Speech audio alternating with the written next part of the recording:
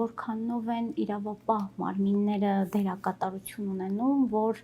արդարադատությունը ուշանա, չգիտեմ, գալիս են ոչ պատշաճ քննված գործեր, կամ գալիս են գործեր, որոնք ակնհայտորեն չպիտի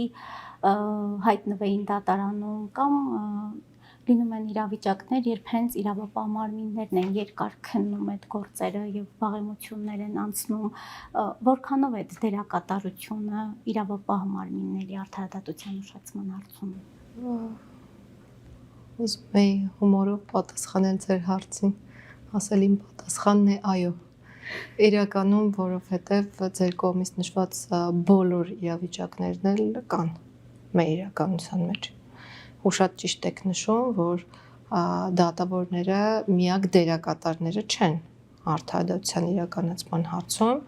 Ես միշտ շղթայի օրինակով եմ դա բերում, ասում եմ,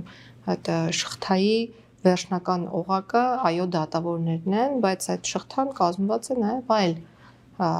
մարմիններից եւ աշխատակիցներից, որոնք որ սպասարկում են արդարադատության իրականացումը եւ մեր հետազոտությունները ցույց են տալիս, որ խնդիրներ կան բոլոր մարմիններում